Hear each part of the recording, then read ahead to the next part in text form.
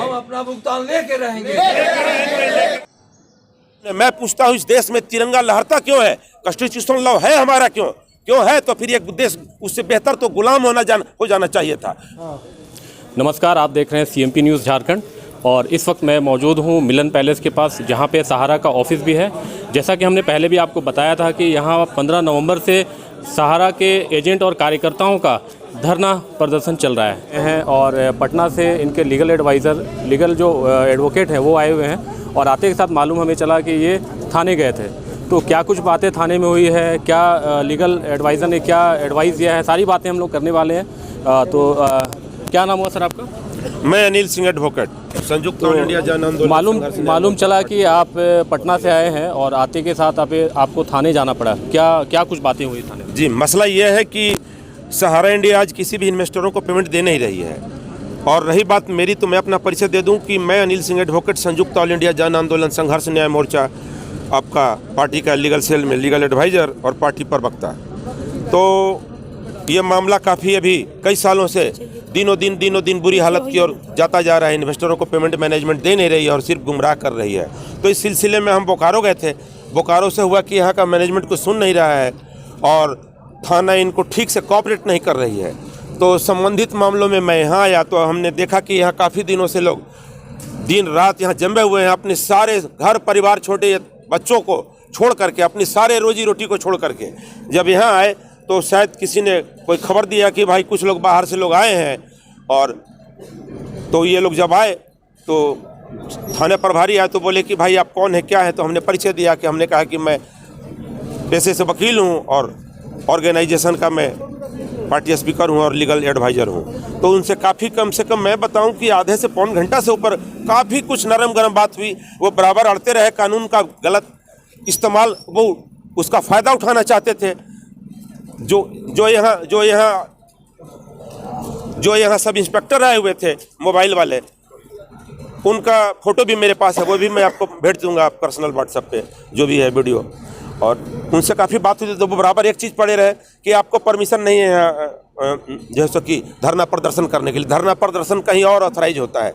तो हमने कहा कि सर नियमों का उल्लंघन कर रहा है तो आप ठीक है, कानूनी कार्रवाई करेंगे, लेकिन ये कौन सा नियम का उल्लंघन हुआ कि एक सेंट्रल गवर्नमेंट और स्टेट गवर्नमेंट ने जिस संस्था को परमिशन दिया कि तुम निवेशकों के पैसे कलेक्ट करो और निवेशकों को टाइम पे उनको मैच्योरिटी पेमेंट दो, ऐसा कुछ नहीं हो रहा है। और निवेशक कई साल से धक्के खा रहे हैं, उनके घर वाले पैसे का अभाव में भूखे मर रहे हैं, कई बहन बेटियों की शादी रुकी हुई है, कई गंभीर बीमारियों से इलाज नहीं करा पा रहे पैसे का अभाव में, और अपना ही पैसा यहाँ मांग रहे हैं। तो उनकी हालत बद से बदतर होती जा रही है। ऐसे लोगों, जो इन्वेस्टर यहाँ आते हैं, अब तो जोन ऑफिस सबका पूरे स्टेट का, आप यूँ कहे या उस एरिया का हेड होता है, वो निवेशकों को कहता है ये अराजक तत्व है। ये कौन सा न्याय है कि आप किसी से रजिस्टर्ड लिखा पढ़ी डॉक्यूमेंट के साथ में आप उनसे पैसे ले लीजिए और जब पैसे मांगने आए तो उनको बोलिए अराजक तत्व है? ये कौन सा न्याय है, कौन सा संस्था है? अब ये देखना होगा, हमारे मीडिया बंधुओं को इस आवाज़ को उठाना होगा, न्यायपालिका को देखना होगा और थाना प्रशासन को भी देखना होगा। इसी मैटर में हमने राउंड द टेबल काफ़ी बातें की। तो उन्होंने कहा कि ठीक है आप चलिए चुटिया थाना में। हम कहा कि चलिए, नो प्रॉब्लम। वो बिल्कुल जैसे कि वो पायलट गाड़ी नहीं होता वैसे से हम भी कहा चलो अच्छी बात है। गए वहाँ तो वहाँ के प्रभारी जो हैं वो बड़ा बाबू से काफ़ी बातें हुई हमारी कुछ देर। उसके बाद में उन्होंने इन बातों को मांगा और हमको रिसीविंग भी दिया। तो उन्होंने कहा ये क्या है?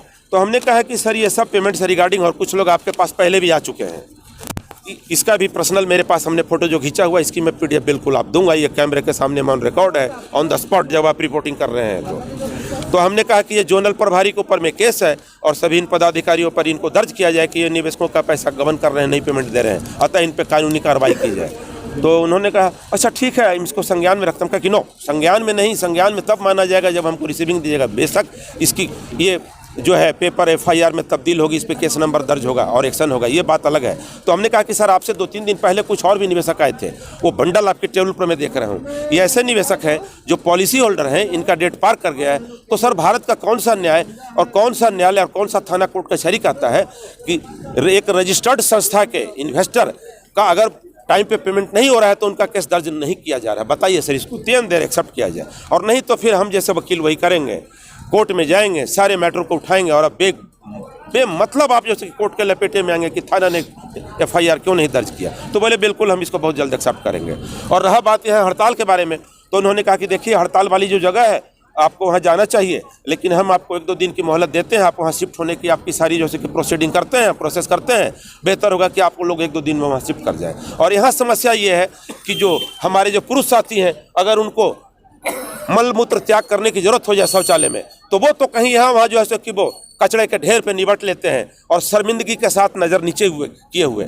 लेकिन हमारी माताएं, बहनें और बेटियां कहाँ जाएंगी? ये कौन सा न्यायालय है? ये कौन सा सिस्टम है कि लोगों के पैसे भी गबन कर जाओ? और कार्यालय में जब घुसने जाए तो यहाँ नोटिस लगा दिया जाता है। सहारा ने पूरे ऑल ओवर इंडिया में एक लेटर जारी किया है, प्रोपगंडा लेटर, ये सभी अराजक तत्व हैं। एजेंट ने अगर इन्वेस्टर के पेमेंट की बात मांगी तो उनका कोड कैंसिल किया जाता है, उनको अराजक तत्व कहा जाता है। ये लेटर है, हमारे पास प्रमाण है। और इन्वेस्टर आ गया अगर इकट्ठा तो इसको अराजक तत्व। क्या है ये? कौन सा कानून है? मैं पूछता हूँ, इस देश में तिरंगा लहरता क्यों है? कॉन्स्टिट्यूशनल लॉ है हमारा क्यों है? तो फिर ये देश उससे बेहतर तो गुलाम हो जाना चाहिए था। मैं एक वकील इस बात को उठाता हूँ, जज साहब और थाने के जितने भी बैठे हुए पदाधिकारी हैं, स्टेट और केंद्र की जितने भी मंत्री हैं, वो चाहे सीएम हो चाहे पीएम हो, इसको देखे कि ये कौन सा जो है सो कि तिरंगा महोत्सव मना रहे थे, ये कौन सा कॉन्स्टिट्यूशन का पालन हो रहा है? क्या जब विजय माल्या और नीरव मोदी जैसे जब भगोड़े जब पूरे निवेशकों का पैसा लेकर के चले जाएंगे और सभी इन्वेस्टर कुछ जो है सो कि ब्रेन हेमरेज से मर जाएंगे, कुछ सुसाइड कर लेंगे, और कुछ लोगों को इन्वेस्टर जो है एजेंट के घर पे चढ़ जाते हैं, गाली गलौज करते हैं, वो कहते हैं तुम पैसा जमा करवाए थे, तुम पैसा दो। हकीकत में तो उसने अपने घर में पैसे रखे नहीं, पैसा जमा करके एजेंटों ने तो सर्टिफिकेट दे दिया और डिपार्टमेंट पैसे दे नहीं रही है। तो इनके साथ न्याय कब होगा? और हम आपकी मीडिया को सबसे पहले धन्यवाद और नमस्कार करें, क्योंकि आज बड़ी बड़ी मीडिया बहुत सी बड़ी बड़ी बातें करती है। वो राजनेताओं के यहाँ कब किसके बच्चे का जन्म हो रहा है, कब कौन सा दही चूड़ा और संक्रांति कर रहा है, इसका तो हो जाता है, लेकिन ये इन आवाज़ों को उठा नहीं रहे हैं। और मैं बता दूं कि आज़ाद भारत का डेट और आज का डेट घड़ी से मिला ले लोग, मैं दावा करता हूं ऑडिटिंग करा ले, इतना बड़ा घोटाला कभी नहीं हुआ है। अब ये सहारा इंडिया के तहत है। जब मैं जंतर मंतर पे गया था 5-6-7 को, तो वहाँ आईबी के कुछ अधिकारी आए हुए थे। आईबी वाले जो रॉ और इंटरपोल से जुड़े होते हैं, वो अजीत डोभाल के बैनर के तरह काम करते हैं। उन्होंने कहा कि वकील साहब ये बताएं कि पूरे भारत का कितना जो है सो कि इन्वेस्टर हैं जो सफ़र कर रहे हैं, कितना करोड़? हमने करोड़ क्या होता है सर? अरे सहारा इंडिया का नियम था 2012 से पहले कि हर 2-3 किलोमीटर पे एक फ्रेंचाइजी ब्रांच हुआ करता था और दिसंबर के महीने में 1 करोड़ का बिजनेस करता था। हमने कहा यदि आपको पूरा डाटा चाहिए, मैं कुछ भी बोलूँगा वो गलत बात होगी, झूठी बात होगी, एक्यूरेट 100% फिगर आपको चाहिए, तो हमने कहा कि आप बोलिए यहाँ की सरकार को, प्रशासन को, एक ही दिन एक ही समय में भारत के सभी जोनल ऑफिस को सील कर देंगे, वहाँ छापा मारें। इसका अंजाम ये होगा और उनका ऑडिटिंग करा ले 2012 से आज तक का कि कितना रीइन्वेस्ट हुआ है और कितने लोगों का पेमेंट पेंडिंग है। चलिए, ये हो गई बात। आप आए यहाँ पे, जाकर मुलाकात भी हुई और कई सारी बातों को आपने बताया। अब बात हम ये करें कि आप आज 8 दिन हो चुका है यहाँ पे आंदोलन करते हुए जी, तो आगे की आप लोग की रणनीति क्या रहेगी as a advocate, as a legal adviser? जी, वाजिब सवाल है आपका, आगे का क्या होगा। जैसा कि हम एसओचओ साहब से कहे तो उन्होंने कहा कि आप 1-2 दिन में शिफ्ट कर जाइए, और हम भी यहाँ परेशान हैं। सहारा का कोई अधिकारी, कोई मैनेजमेंट बात करने के लिए तैयार नहीं है। ताला बंद किए हुए हैं, अपने ही इन्वेस्टरों को सड़क पे छोड़ दिया है। इस ठंड में मरो, भूख प्यास से मरो, या तो मल मूत्र अपने ही कपड़ों में, पहने हुए वस्त्रों में कर दो। और ये शायद इनको शर्म नहीं आती है, इनको इस बात का ख्याल नहीं है सहारा मैनेजमेंट को कि जितने भी लोग जो बैठे हुए हैं ऑफिस में, जो आते हैं कुछ न कुछ आते हैं और अपने फिर कुछ देर के बाद निकल लेते हैं। आखिर इनको जो वेतन, इनका अन्नदाता कौन है? भोजन जब हम खाते हैं तो वो किसान उपजाता है, ये तो समझ में आता है। लेकिन ऐसे सहारा मैनेजमेंट में बैठे हुए कर्मचारी, वो चाहे झाड़ू मारने वाला हो, चाहे branch manager, sector manager, regional manager, zonal manager हो, या तमाम जो सहारा की जो पॉलिसियाँ हैं, उनके चेयरमैन, डायरेक्टर, इनको भोजन कौन दे रहा है? यही एजेंट तो था जो पैसे जमा करवा करके देता था। यही इन्वेस्टर तो है जिन्होंने निवेश किया है, उनके पैसे पर ही आज राज कर रहे हैं और दर दर की ठोकरों में अन्याय अंतिम सांसें गिन रहा है।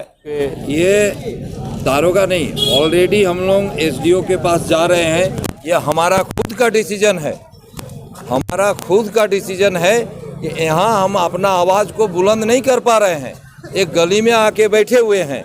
ये हमारे जो धरना में बैठे हैं, खुद का डिसीजन है कि हम लोग बड़े जगह में जाएंगे ताकि पूरा झारखंड को बताएंगे। वहाँ से हम लोग उसका प्रक्रिया कर रहे हैं।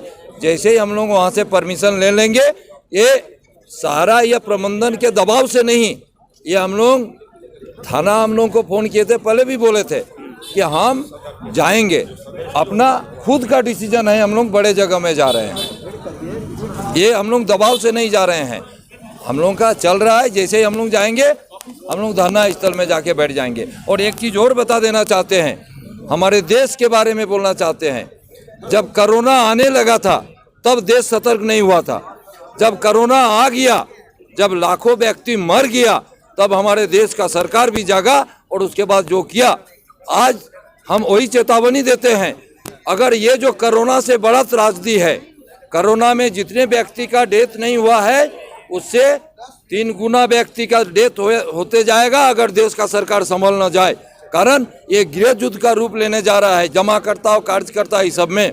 सरकार को हम बोलना चाहेंगे कि कोरोना जैसा त्रासदी न हो, इसका पहले ही इनका उपाय करे और इनको संज्ञान ले और इनको जेल में डाले और हमारा भुगतान कराने का जिम्मेदारी ले। बहुत बहुत शुक्रिया। यहाँ पे संयुक्त इंडिया के जो पटना जिला के जो अध्यक्ष हैं वो भी हमारे साथ में है और इनसे हम बातें करते हैं कि भाई यहाँ पे रांची आए हैं और यहाँ 8 दिनों से धरना प्रदर्शन चल रहा है, क्या कुछ कहेंगे ये इस बारे में, क्या कहना चाहिए? रांची इसलिए आए सर, यहाँ हमको हेल्प करने आए साथी लोग का। पता चला कि यहाँ कुछ लोग चमचा लोग घुस गया है और वो कह रहा है कि अराजकता फैला रहे हैं और यहाँ पंपलेट भी साफ दिया है। देखिए यहाँ पंपलेट भी साफ हुआ दिया है, सीसी कैमरा पर।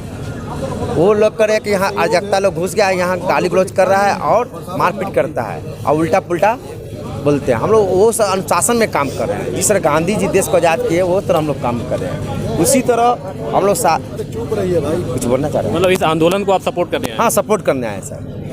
जब याद करेंगे जब पहुंचेंगे सर। आज हम लोग का भी जाना ट्रेन से सर, अभी हम लोग टिकट कटा हुआ सर। क्या ये आंदोलन जो रांची में चल रहा है क्या पटना में भी चल रहा है? हाँ, पटना भी चल रहा है सर।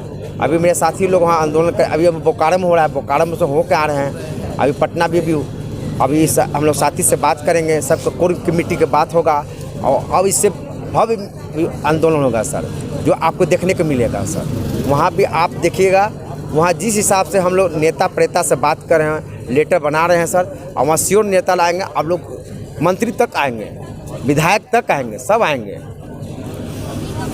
ये थे हमारे साथ पटना जिला से संयुक्त ऑल इंडिया के अध्यक्ष, और इन्होंने बताया कि आंदोलन जो है पटना में भी चल रहा है, बोकारो में भी चल रहा है और रांची में भी चल रहा है। और ये आंदोलन जो है काफ़ी शांतिपूर्ण तरीके से चल रहा है। लेकिन इन्होंने ये भी कहा कि रांची में जो जोनल ऑफिस है सहारा का, वहाँ पे जो आंदोलन चल रहा है, इनके ऊपर कई सारे इल्ज़ामात लगाए गए कि इन लोगों ने मारपीट किया, हल्ला हंगामा किया और कई सारे यहाँ पे पोस्टर भी लगे हुए हैं और कंप्लेन भी हुआ है। तो सवाल ये उठता है कि ये आंदोलन 8 दिनों से चल रहा है और एजेंट और जमाकर्ताओं का ये जो आंदोलन है कब तक चलेगा, ये जैसा इन्होंने कहा कि अनिश्चितकालीन आंदोलन है। अब देखने वाली बात ये होगी कि इनका जो आंदोलन है ये किस तरह से इसका रिज़ल्ट आता है। आप इसी तरह से हमारे साथ जुड़े रहें और देखते रहें CMP न्यूज़ झारखंड। एक नए न्यूज़ के साथ आपके साथ फिर उपस्थित होंगे। तब तक के लिए जय हिंद।